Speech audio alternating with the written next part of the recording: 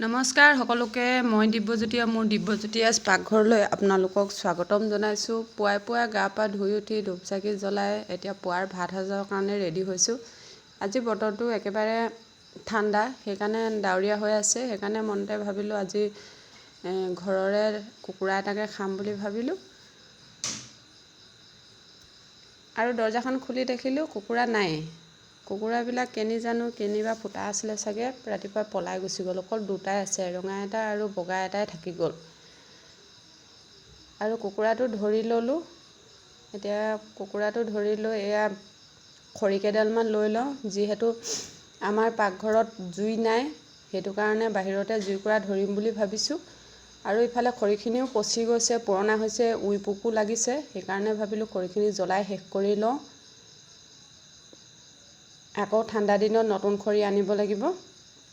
এতিয়া খৰিখিনি থৈ ল'লোঁ, এইখিনিতে জুইকুৰা ধৰিম। আৰু ইটা কেইচটামান লৈ ল'লোঁ উধান পাতিবৰ কাৰণে, যিহেতু বাহিৰতে বনাম। 3 ইটা লৈ ল'লোঁ। এবাৰ ভাবিলোঁ থিয়কৈ পাতোঁ, এবাৰ ভাবিলোঁ দুচটাকৈ পাতোঁ নেকি। ভাবি এতিয়া এইফালে মানুহজনে কুকুৰাটো কাটিবলৈ ৰেডি কৰি ল'লে, ময়ো এইফালে আলু পিঁয়াজ গুচাই ল'লোঁ। যিহেতু মছলা বেছিকৈ ব্যৱহাৰ নকৰোঁ, আলু পিঁয়াজ জলকীয়া আদা নহৰু কেইটামান জালুক দিম আৰু তেনেকৈয়ে বনাম। অকণমান জিৰা গুড়া আৰু ধনিয়া গুড়া দিম কম পৰিমাণে, আৰু এনেকৈয়ে আজি খাম। বাহিৰতে জুইকুৰা ধৰি ল'লোঁ। বৰষুণ বতৰ হৈ থকাৰ কাৰণে জুইৰ ওচৰত থাকিবলৈ ভালেই হৈছে, নহ'লে আগত যিকেইদিন গৰম হৈছিলে তাততো জুইৰ ওচৰত থকাটো সম্ভৱেই নহয়। আলুকেইটা ডাঙৰকৈ কাটি লৈছোঁ।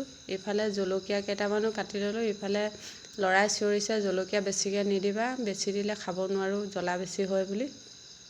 আকৌ এইফালে খুন্দনাটো অকণমান আওখালি লওঁ, যিহেতু পানী আকৌ বেলেগ পানী ব্যৱহাৰ কৰিম, গতিকে খুন্দনাটো ইয়াতে ধুই লৈছোঁ।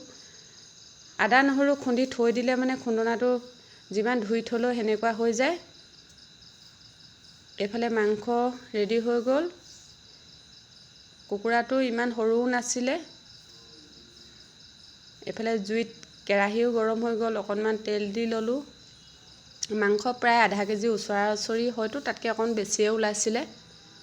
আধা কেজিকৈ বেছি হ'ব, ওচৰা-ওচৰি নহয়, বেছিয়ে ওলাইছিলে। এইফালে তেজপাত লং ইলাচি আৰু ডালচেনি কেইডালমান দি পিঁয়াজখিনি দি ল'লোঁ।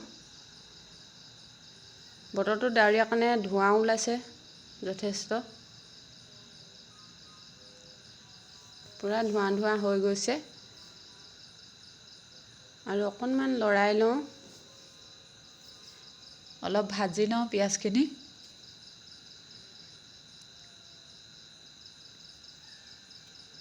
ইফালে হালধিও অকণমান দি ল'লোঁ।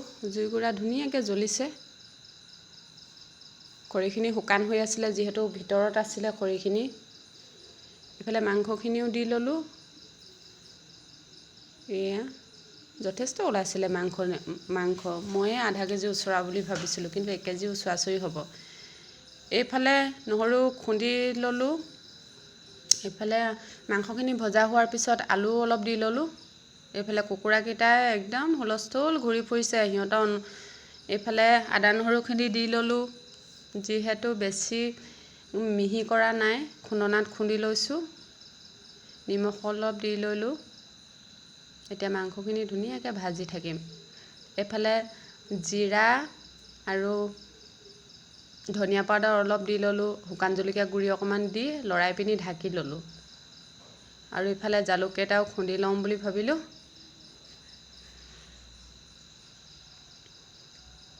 এয়া মাংসখিনি ধুনীয়াকৈ তেল ওলাইছে। যিহেতু কুকুৰাজনী মাইকী কুকুৰা আছিলে, অলপ পানী দি ল'লোঁ। ইফালে গ'লোঁ মান ধনিয়া আনিবলৈ, আদা পাত অকণমানো ছিঙি ল'লোঁ। যিহেতু বতৰটো ডাৱৰীয়া, বৰষুণ দিয়াৰ বাবে জুইকুৰা প্ৰায় নুমাই গৈছে, সেইকাৰণে ফুৱাই ল'লোঁ। তেতিয়াহে ধুনীয়াকৈ জ্বলিছে জুইকুৰা। এয়া মাংস উতলি আছে।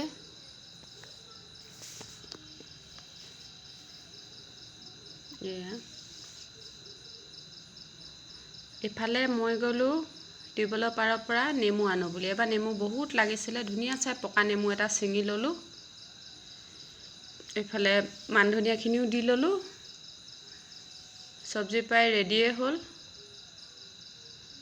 যিহেতু জুইত বনোৱা পটাপট হৈছে, জুইও ধুনীয়াকৈ দি দিছোঁ। এইফালে নেমুটো কাটি ল'লোঁ। যিহেতু ল'ৰাই নেমু নিজে চেপি নাখায় কাৰণে চব্জিতে অকণমান চেপি দিছোঁ। এইফালে ভাতো বাঢ়ি ল'লোঁ। আপোনালোকে যদি মোৰ ভিডিঅ'টো চাই ভাল পায়, লাইক কৰিব, কমেণ্ট কৰিব আৰু চেনেলটো ছাবস্ক্ৰাইব কৰি দিব। আৰু এনেকৈয়ে আপোনালোকে মোক মৰম দি থাকিব। আপোনালোকৰ মৰম আৰু সহায়ৰ অবিহনে আমাৰতো একো নাই। সেইটো কাৰণে আপোনালোকে প্লিজ ছাবস্ক্ৰাইব কৰি দিব। এয়া লৈ ল'লোঁ। যিহেতু মই মাংস বনালে মানে বেলেগ চব্জি খাবলৈ মন নাযায়, এফাল নেমু ল'লোঁ, জলকীয়া ল'লোঁ। এতিয়া ভাতকেইটা খাই লওঁ বুলি ভাবিছোঁ। ল'ৰা আৰু দেউতাকে খাই গ'ল, এতিয়া মই খাই লওঁ ভাতকেইটা।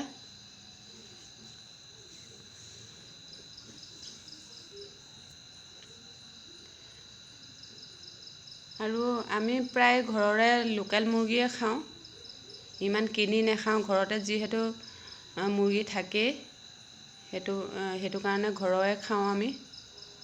প্ৰায় বিক্ৰী নকৰোঁ, ঘৰতে খাওঁ। আৰু এইফালে চব্জিখিনি জালুকৰ জ্বলাটো পূৰা আহিছে, খাবলৈ ভালেই লাগিছে। যিহেতু কুকুৰাজনী মাইকী কুকুৰা আছিলে যে, তেলো হৈছিলে। ডিম দিবলৈ হ'লহেঁতেন আৰু 1 মাহমানৰ পিছত। এতিয়া সকলোলৈকে নমস্কাৰ জনাইছোঁ পুনৰবাৰ। আৰু আজিলৈ আহিছোঁ।